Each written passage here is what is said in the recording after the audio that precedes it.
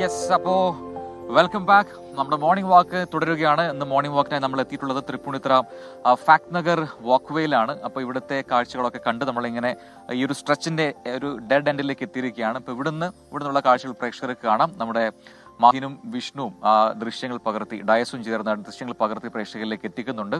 അപ്പോൾ ഇവിടെ ഒരുപാട് പേർ ഇങ്ങനെ നടത്താനായി വന്നിട്ടുണ്ട്. ചേട്ടാ നമസ്കാരം, good morning. Very good morning. പേരെന്താ? വാസുദേവൻ. എവിടെ സ്ഥലം? ഇവിടെ തന്നെയാണ്. സ്ഥലം തൃശ്ശൂരാണ് നാറ്റീവ്. പക്ഷേ ഇവിടെ വന്നിട്ട് 30 years ആയി. ഇവിടെ തന്നെയാണോ?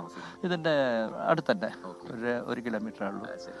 നമ്മളിപ്പോ ഇങ്ങോട്ട് വന്നപ്പോഴേ ഇതൊരു നല്ലൊരു സ്ട്രെച്ചാണ്. പക്ഷെ എനിക്ക് തോന്നുന്നു ഇവിടെ അത്യാവശ്യം കാടൊക്കെ പിടിച്ച് കിടപ്പുണ്ട്.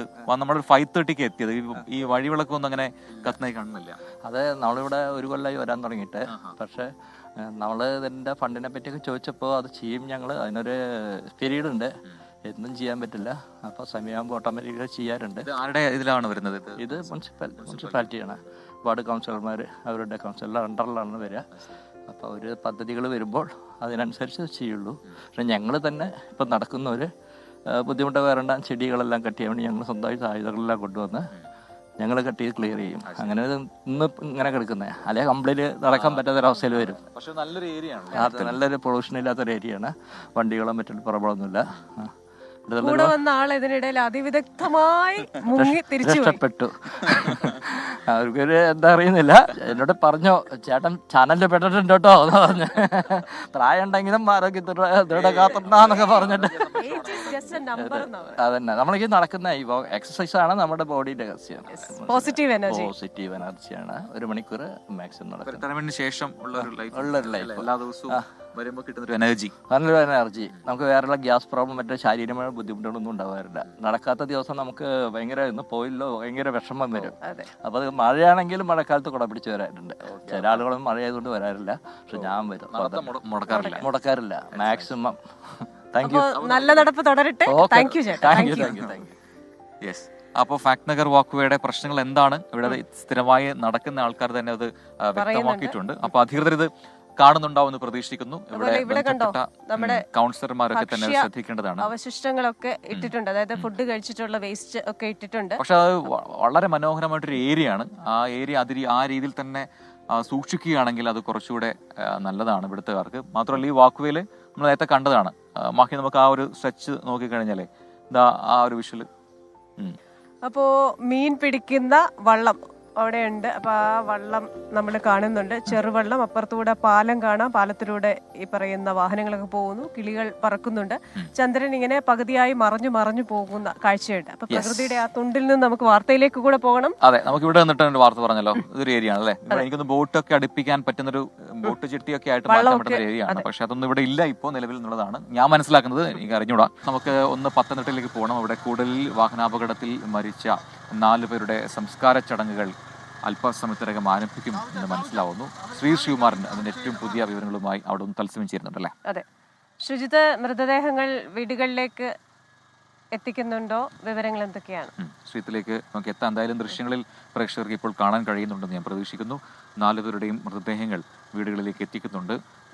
8 മണിയോടുകൂടിയാണ് ഈ സംസ്കാര ചടങ്ങുകൾക്ക് തുടക്കമാവുക. 8 മണിയോടുകൂടെ അതെ, സംസ്കാര ചടങ്ങുകൾക്ക് തുടക്കമാകും. പൊതുദർശനം 8 മണിയോടെ പൊതുദർശനം ആരംഭിക്കുമെന്നാണ് ശ്രീജിത്ത് അല്പം മുമ്പ് പറഞ്ഞത്. ഒപ്പം തന്നെ 1 മണിയോടുകൂടെ സംസ്കാര ചടങ്ങുകൾ പൂർത്തിയാകും എന്ന വിവരവുമാണ് നമുക്കിപ്പോൾ ലഭിക്കുന്നത്. ബന്ധുക്കളൊക്കെ എത്താനുള്ളൊരു സമയമുണ്ട്. അതിനുവേണ്ടി കാത്തിരിക്കുകയായിരുന്നു. അപ്പോൾ വലിയ സങ്കടം ആ നാട്ടുകാർക്ക് ഉണ്ടാക്കിയതാണ് ആ അപകടം. അതിൻ്റെ നടുക്കം ഈ പറയുന്ന സ്ഥലത്തുണ്ടായ അപകടം, അവിടെ അപകടങ്ങൾ തുടർക്കഥയാണെന്ന് പറയുന്നു. പക്ഷേ ഇങ്ങനെ 4 പേരുടെ ഒരുമിച്ചുള്ള മരണം അത് ഉണ്ടാകുന്നത് ആദ്യമായാണ് എന്ന് പ്രദേശവാസികൾ അന്ന് തന്നെ പറഞ്ഞതാണ്. പക്ഷേ ഏറ്റവും വേദനയുള്ളത് നിഖിലിൻ്റെയും അനുവിൻ്റെയും കാര്യമാണ്. കാരണം അവർ പുതിയ ജീവിതത്തിലേക്ക് കാലെടുത്ത് വെച്ചൊരു 2 ആഴ്ചക്കുള്ളിലാണ് ഈ ഒരു അപകടം. ആ അപകടത്തിൽ അത് അവരുടെ അന്ത്യയാത്രയായി മാറുന്നു. സിംഗപ്പൂരിൽ മലേഷ്യയിലേക്ക് പോയി. കാനഡയിൽ ജോലി ചെയ്യുകയായിരുന്നു നിഖില്. അനു നാട്ടിലുണ്ടായിരുന്നു. അപ്പോൾ നവംബർ 30 അവരുടെ വിവാഹം കഴിഞ്ഞു. അതിനുശേഷം ഈ യാത്രയൊക്കെ കഴിഞ്ഞ് സമാധാനമായി തിരികെ പോയി, ജോലിയിലൊക്കെ പോയി ഒരു പുതിയ ജീവിതം പടുത്തുയർത്താനിരിക്കെയാണ് ഇത്തരത്തിലൊരു അപകടം, വിധിയുടെ വിളയാട്ടം. എയർപോർട്ടിൽ അവരെ കൂട്ടാൻ വന്നത് സ്വന്തം അച്ഛന്മാരാണ്. അവരും ഈ അന്ത്യയാത്രയിൽ മക്കളോടൊപ്പം ഉണ്ട് എന്നുള്ളതാണ് ആ നാടിനെ അല്ലെങ്കിൽ ആ ബന്ധുക്കളെയൊക്കെ തന്നെ ഏറെ ദുഃഖത്തിലാഴുന്നത്. ശ്രീകുമാരൻ ചേരുന്നു തത്സമയങ്ങളുമായി. ശ്രീത്ത്, മൃതദേഹങ്ങൾ വീടുകളിലേക്ക് എത്തിക്കുന്നു. ഇനി പൊതുദർശനമാണ്. 8 മണിയോട് കൂടി തന്നെ പൊതുദർശനം ആരംഭിക്കുമെന്ന് നേരത്തെ അറിയിച്ചിരുന്നല്ലോ. എന്താണ് ഇപ്പോൾ അവിടുത്തെ നാട്ടുകാരൊക്കെ എങ്ങനെയാണ് ഈ യാഥാർത്ഥ്യം ഉൾക്കൊള്ളുന്നത്? ബന്ധുക്കളെല്ലാം തന്നെ നാട്ടിലെത്തിയിട്ടുണ്ടോ?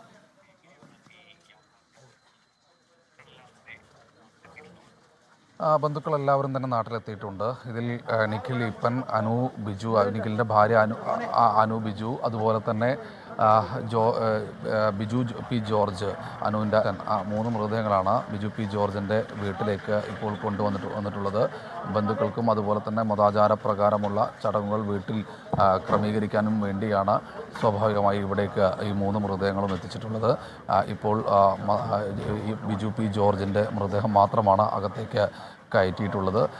എന്തായാലും ഈ മൃതദേഹങ്ങൾ ഏതാണ്ട് ഒരു 7 മണി അല്ലെങ്കിൽ 7:30 മണി വരെ മാത്രമേ ഇവിടെ ഉണ്ടാവുകയുള്ളൂ. മത്തായി ഈപ്പൻ്റെ മൃതദേഹം അല്പസമയത്തിനകം തന്നെ തൊട്ടടുത്ത് ഏതാണ്ട് 500 മീറ്റർ മാത്രമേ ഇവിടെ നിന്ന് ദൂരമുള്ളൂ. ആ മേഖലയിലേക്ക്, ആ വീട്ടിലേക്ക് എത്തിക്കും. അതിനുശേഷം പള്ളിയിലേക്ക് മൃതദേഹങ്ങൾ കൊണ്ടുപോകും. ബന്ധുക്കൾക്ക് അവസാനമായി ഒരു നോക്ക് കാണാൻ വീടിനുള്ളിൽ മതാചാരപ്രകാരമുള്ള ചടങ്ങുകൾ പൂർത്തീകരിക്കാൻ വേണ്ടി മാത്രമാണ് ഇവിടേക്ക് കൊണ്ടുവന്നിട്ടുള്ളത്. എന്തായാലും കണ്ണീരോട് മാത്രമേ ഈ നാട് അദ്ദേഹത്തിന് വിട നൽകുകയുള്ളൂ. നിറയെ നാട്ടുകാരെത്തിയിട്ടുണ്ട്. അദ്ദേഹത്തിൻ്റെ നാട്ടുകാർക്ക്, അതായത് തൊട്ടടുത്ത ബന്ധുക്കൾക്ക് മാത്രമേ ഈ മൃതദേഹം കാണാനുള്ള അവസരം ഇവിടെ ഉള്ളൂ. വലിയ തിരക്ക് ഇപ്പോൾ തന്നെ ഈ മേഖലയിൽ ഉണ്ട്. അതിനുവേണ്ട ക്രമീകരണങ്ങളെല്ലാം തന്നെ ബന്ധുക്കളും അതുപോലെ തന്നെ അവരുടെ പള്ളി ഇടവകയും നടത്തിയിട്ടുണ്ട്. എന്തായാലും പൊതുദർശന ചടങ്ങുകളുടെ അവരുടെ ശുശ്രൂഷ ആരംഭിച്ചിട്ടുണ്ട്. വലിയ വിഷമത്തോടുകൂടി കണ്ണീരണിയിക്കുന്ന കാഴ്ചകളാണ് ഈ മേഖലയിൽ നമുക്ക് ഈ ഒരു ഘട്ടത്തിൽ കാണാൻ വേണ്ടി കഴിയുന്നത്.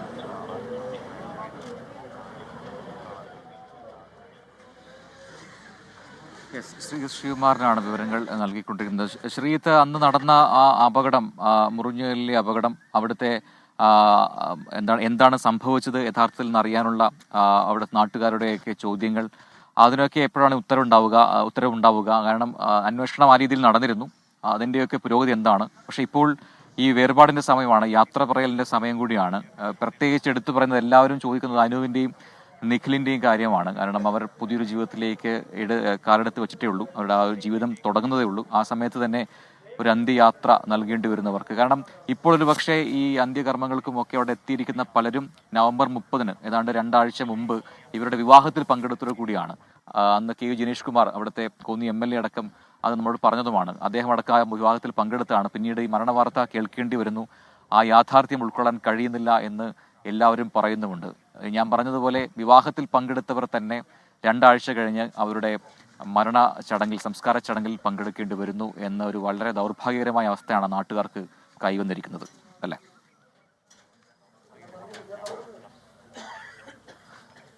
അതെ, വിവാഹ ചടങ്ങിൽ പങ്കെടുത്ത് ഏതാണ്ട് 2 ആഴ്ച പിന്നിടുമ്പോഴേക്കും തന്നെ മരണാനന്തര ചടങ്ങുകളിൽ പങ്കെടുക്കേണ്ട ഒരവസ്ഥയിലേക്ക് കാര്യങ്ങൾ മാറുന്നു. അത് മുറിഞ്ഞകല്ല് അപകടമായിട്ടോ ആദ്യം നമ്മളവിടെ എത്തിച്ചേരുമ്പോൾ കാണുന്നത് പേര് വിവരങ്ങൾ പോലും നമുക്ക് ലഭ്യമായിരുന്നില്ല. പക്ഷേ അതിനുശേഷം പിന്നീട് മലശ്ശേരി സ്വദേശികളാണെന്നും അവരുടെ ഈ പ്രദേശത്തുകാരാണെന്നും ഒക്കെ നാട്ടുകാരാണ് നമ്മളോട് അറിയിക്കുന്നതും പറയുന്നതുമൊക്കെ. എന്തായാലും മൃതദേഹങ്ങളെല്ലാം ഇപ്പോൾ വീടുകളിലേക്ക് എത്തിക്കുന്ന കാഴ്ചയാണ് നമ്മൾ കാണുന്നത്. മനസ്സിലാക്കുന്ന പ്രകാരമാണെങ്കിൽ അനുവിൻ്റെ മൃതദേഹമാണ് ഇപ്പോൾ ഇവിടേക്ക് പുറത്തേക്ക് എടുക്കുന്നത്. സ്വാഭാവികമായി ഇതും ഈ മൃതദേഹവും സമയം ഈ വീടിനകത്തേക്ക് പൊതുദർശനത്തിന് വേണ്ടി വയ്ക്കും. അതിനുശേഷം പള്ളിയിലേക്ക് എടുക്കുമെന്നാണ് അറിയിച്ചിട്ടുള്ളത്. ഈ അന്വേഷണത്തിൻ്റെ കാര്യമാണെങ്കിൽ MVDയുടെ അന്വേഷണ റിപ്പോർട്ട് ഇതുവരെ പുറത്ത് വന്നിട്ടില്ല. അല്പസമയത്തിനകം തന്നെ, അല്ലെങ്കിൽ ഏതാണ്ട് ദിവസങ്ങൾക്കകം തന്നെ ഈ അന്വേഷണ റിപ്പോർട്ട് പുറത്തു വരുമെന്നാണ് മന്ത്രി അടക്കമുള്ള ആളുകൾ നമ്മോട് അറിയിച്ചിട്ടുള്ളത്. എന്തായാലും നിഖിലിൻ്റെ മൃതദേഹമാണ്. നിഖിലിൻ്റെ മൃതദേഹം ഇപ്പോൾ വീട്ടിലേക്ക് എടുക്കുന്ന കാഴ്ചയാണ് കാണുന്നത്. ബിജു പി ജോർജിൻ്റെ വീട്ടിലേക്കാണ് എടുക്കുന്നത്. ഈ വീട്ടിലെ മരുമകനായി വന്ന് ഏതാണ്ട് ദിവസങ്ങൾ മാത്രമേ പിന്നിട്ടിട്ടുള്ളൂ.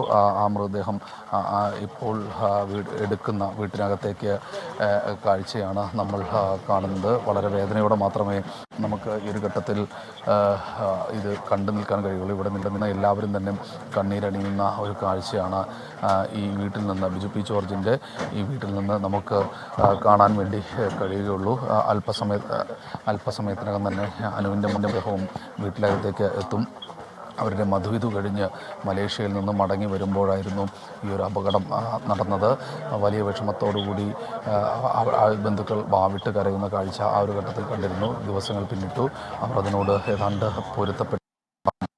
പൊരുത്തപ്പെട്ടുണ്ടാകണമെന്ന് അവരുടെ പള്ളിയിലെ പുരോഹിതരടക്കം പറയുന്നുണ്ട്. വലിയ വിഷമത്തോടുകൂടി ആ മൃതദേഹം കൂടി അകത്തേക്ക് എടുക്കുകയാണ്.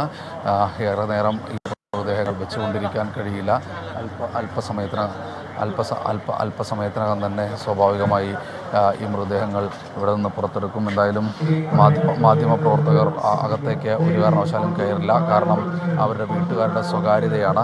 അവർക്ക് വലിയ വിഷമത്തോടുകൂടി മാത്രമേ അവർക്ക് ഈ ഒരു മൃതദേഹങ്ങളകത്തേക്ക് കയറ്റുന്ന സമയത്ത് അവർക്ക് സംസാരിക്കാനോ അല്ലെങ്കിൽ നിൽക്കാനോ കഴിയുകയുള്ളൂ.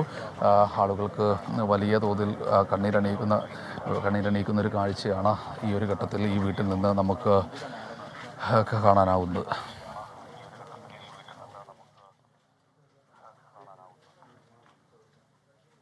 അത് തന്നെയാണ് ശ്രീത്ത് പറഞ്ഞതുപോലെ, അത് കണ്ടു നിൽക്കാൻ കഴിയുന്നതല്ല.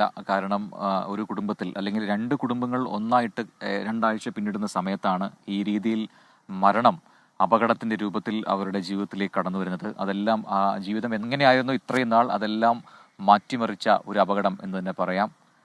2 എന്താണ് പറയുക, അനുവും നിഖിലും എന്ന് പറഞ്ഞ നവ ദമ്പതികളാണ്. അവരുടെ മരണം, ഒപ്പം അവരുടെ അച്ഛന്മാരും ആ അപകടത്തിൽ മരിക്കുന്നു. അങ്ങനെ അത് ആ കുടുംബത്തിന് ഇനി അത് എങ്ങനെയാണ് ഉൾക്കൊള്ളാൻ കഴിയുക, എങ്ങനെയാണ് മുന്നോട്ടുള്ള ജീവിതം എന്നും നമുക്ക് പറയാൻ കഴിയില്ല. അത്രമേൽ വലിയ ആഘാതമായിരിക്കും അവർക്കുണ്ടാവുക എന്ന കാര്യത്തിൽ യാതൊരു സംശയവുമില്ല ക്രിസ്റ്റീന.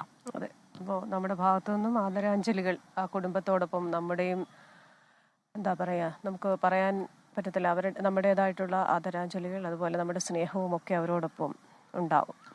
ശ്രീത്ത് തുടരുന്നുണ്ട്. ശ്രീത്ത്, ഇനിയിപ്പോൾ സംസ്കാര ചടങ്ങുകളിലേക്ക് വന്നു കഴിഞ്ഞാൽ ഏതാണ്ട് 1 മണിയോടുകൂടി തന്നെ ഈ ചടങ്ങുകളെല്ലാം പൂർത്തിയാകും എന്നാണ് നേരത്തെ ബന്ധപ്പെട്ടവർ അറിയിച്ചത്. അപ്പോൾ ഇനിയിപ്പോൾ അവിടെയുള്ള ആൾക്കാർ മാത്രമല്ല, സമീപ പ്രദേശങ്ങളിൽ നിന്നൊക്കെയുള്ള ആൾക്കാർ, കാരണം ഇത് അത്രമേൽ ഞെട്ടലുണ്ടാക്കിയൊരു അപകടവും വാർത്തയുമാണല്ലോ. അപ്പോൾ അങ്ങനെ പൊതുദർശനത്തിനായി ഒരു വലിയ ജനാവലിയെ പ്രതീക്ഷിക്കുന്നുണ്ടോ അവിടെ? ഒപ്പം ജനപ്രതിനിധികളൊക്കെ അവിടെ എത്തിയിട്ടുണ്ടോ ഇതിനോടകം?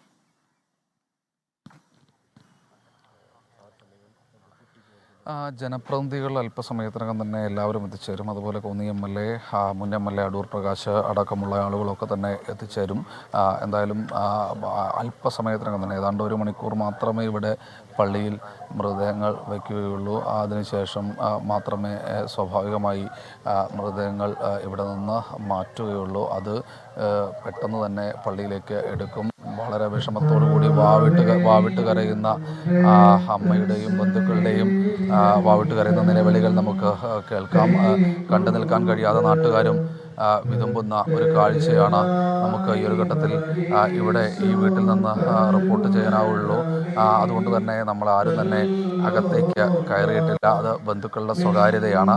അവർക്ക് അവസാനമായി അവരുടെ വീട്ടിലേക്ക് ഇങ്ങനൊരു മടങ്ങി വരവ് ഒരു കാരണവശാലും പ്രതീക്ഷിച്ചതല്ല. ആ ദിവസം ഒരു വിരുന്നിന് പോകണം. ആ വിരുന്നിന് പോയി ആ വിരുന്ന് കൂടി യാത്ര കണ്ട് സന്തോഷത്തോടു കൂടി മടങ്ങി വരണമെന്നൊക്കെ ആഗ്രഹിച്ച ആളുകളാണ് നിഖിലും അതുപോലെ തന്നെ അനുവും. ആ വീടുകളിൽ കുമ്പഴയിലൊരു വീട്ടിൽ, ഒരു ബന്ധു വീട്ടിൽ കൃത്യമായ രീതിയിൽ ഒരു വിരുന്ന് ഒരുക്കിയിട്ടുണ്ട്. സ്വാഭാവികമായി അതിനൊക്കെ തന്നെ വേണ്ടിയാണ് ഇത്തരത്തിൽ ഉള്ള ക്രമീകരണങ്ങൾ ഇവിടെ ഒരുക്കിയിരിക്കുന്നത്. വളരെ വലിയ വിഷമത്തോടു കൂടി മാത്രമേ നമുക്ക് ഈ ഒരു ഘട്ടത്തിൽ അത് ഓർത്തെടുക്കാൻ കഴിയുള്ളൂ, അപകടം ഓർത്തെടുക്കാൻ കഴിയുള്ളൂ. പ്രേക്ഷകർക്ക് മറ്റൊരു കാഴ്ച, നമ്മൾ എല്ലായിടങ്ങളിലും പോയി കഴിഞ്ഞാൽ അവിടുത്തെ സൂര്യോദയം കാണിക്കാറുണ്ട്. അതെ, ഇന്ന് നമ്മൾ സൂര്യൻ വന്നില്ല എന്ന് പറഞ്ഞു. ഇപ്പൊ ഇവിടുത്തെ സൂര്യോദയവും സൂര്യാസ്തമയവും കാണാൻ ഒരുപാട് പേര് പലപ്പോഴും വരാറുണ്ട്. സൂര്യൻ ഉദിച്ച് ആ ഫ്ലാറ്റ് സമുച്ചയത്തിന്റെ സൈഡിൽ കൂടെയാണ് ഇങ്ങനെ വരുന്നത് ആ ചുവന്ന സൂര്യൻ.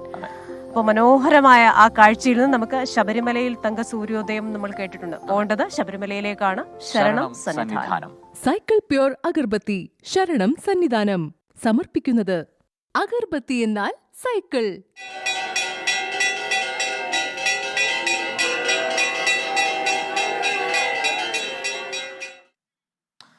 അപ്പോൾ സന്നിധാനത്തേക്കാണ് തത്സമയ വിവരങ്ങളുമായി അശ്വിൻ പാലാഴി അവിടെ നിന്ന് ചേരും. എന്തായാലും ഇപ്പോൾ സന്നിധാനത്തേക്ക് മറ്റ് സംസ്ഥാനങ്ങളിൽ നിന്നുള്ള ഇതര സംസ്ഥാനങ്ങളിൽ നിന്നുള്ള തീർത്ഥാടകരുടെ ഒരു വലിയ ഒഴുക്ക് തന്നെ അനുഭവപ്പെടുന്നുണ്ട് എന്നാണ് വാർത്ത. ആന്ധ്ര, കർണാടക, തെലങ്കാന, തമിഴ്നാട് സംസ്ഥാനങ്ങളിൽ നിന്നാണ് കഴിഞ്ഞ ദിവസങ്ങളിൽ കൂടുതൽ തീർത്ഥാടകർ എത്തിയിരിക്കുന്നത്. ഇന്നലെ 80,000 പേർ ദർശനം നടത്തി. വരും ദിവസങ്ങളിൽ തിരക്ക് വർദ്ധിക്കുമെന്നാണ് കണക്കുകൂട്ടൽ. വിവരങ്ങളുമായി സന്നിധാനത്ത് നിന്ന് അശ്വിൻ പാലാഴിയാണ് ചേരുന്നത്. അശ്വിൻ, കുറേ ദിവസമായി സന്നിധാനത്തുണ്ട്. ഇപ്പോൾ ഇതര സംസ്ഥാനങ്ങളിൽ നിന്നുള്ളവരുടെ തിരക്ക് വർദ്ധിച്ചു വരുന്നു. സന്നിധാനത്ത് നിന്നുള്ള വിവരങ്ങൾ.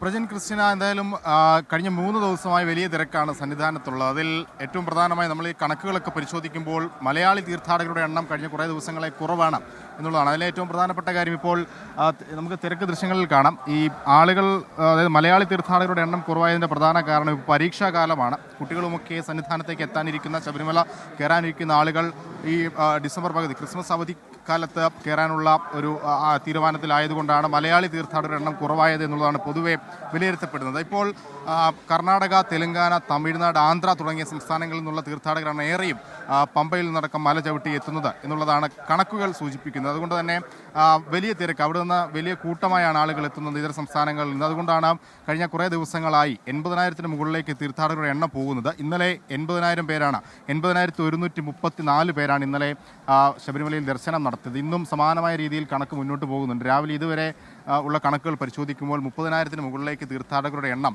എത്തിയിട്ടുണ്ട്. അത് ഓരോ മണിക്കൂറിൽ ശരാശരി 2,000 പേർ എന്നുള്ളതാണ് കണക്കുകൾ പറയുന്നത്. 2,000 പേർ മല ചവിട്ടി എത്തുന്നുണ്ട്. എന്തായാലും തിരക്ക് വലിയ തോതിൽ തുടരുകയാണ്. ഇനിയിപ്പോൾ മണ്ഡല പൂജയിലേക്ക് വളരെ ചെറിയ ദിവസങ്ങൾ മാത്രമാണുള്ളത്. അതോടുകൂടി തന്നെ മലയാളി തീർത്ഥാടകരും എത്തിത്തുടങ്ങും.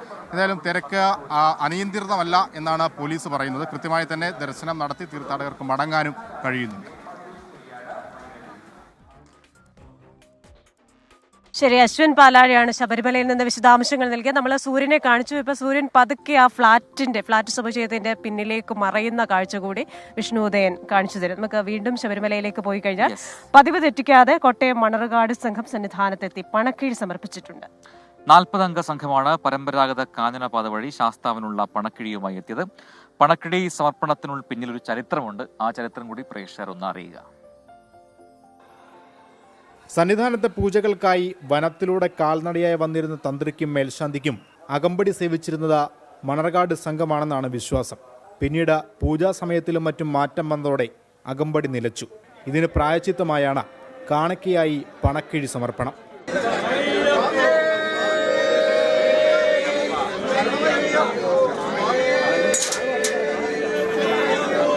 ഇരുപത്തെട്ടക്കരയിലുള്ള ഭക്തജനങ്ങൾ ധനു 1-ാം തീയതി നടയിൽ, ശാസ്താവിൻ്റെ നടയിൽ നീലപ്പട്ടിൽ സമർപ്പിക്കുന്ന ധനവും ഞങ്ങൾ ഇവിടെ കൊണ്ടുവന്ന് സമർപ്പിച്ചോളാം. ധനു 3-ന് കൊണ്ടുവന്ന് ഉച്ചപൂജ സമയത്ത് ഞങ്ങൾ ഇവിടെ കൊണ്ട് സമർപ്പിച്ചോളാം. അന്ന് ആ രാശിയിൽ ഇവിടുത്തെ പ്രശ്നവിധിയിലും ഞങ്ങളുടെ അവിടെ വെച്ച പ്രശ്നവിധിയിലും അനുസരിച്ചാണ് ഇത് ക്രമീകരിക്കപ്പെട്ടത്.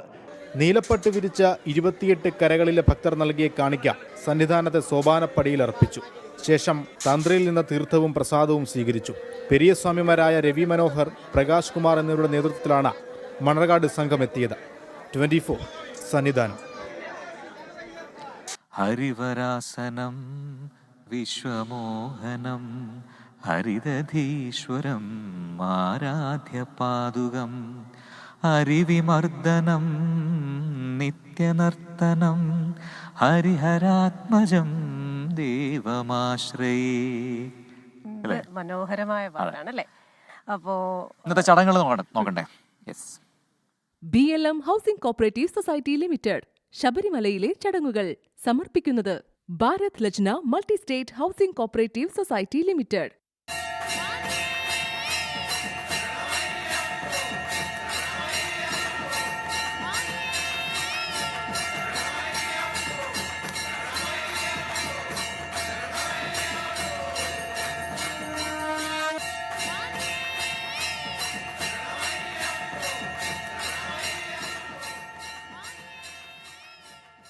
അപ്പോൾ നമുക്ക് കൊച്ചിയിൽ നിന്ന് നിതിൻ അംബുജൻ ഒരു വിവരവുമായി ചേരുന്നു. നമുക്ക് നേരിട്ടങ്ങ് ചോദിച്ചാലോ, ഈ വർദ്ധിച്ചു വരുന്ന റോഡ് അപകടങ്ങൾ കുറയ്ക്കുന്നതിന് പരിശോധന തുടരുകയാണ്. Nithin, very very good morning. എങ്ങനെ പോകുന്നു ഈ പരിശോധന? ഇപ്പോൾ എവിടെയുള്ളത്?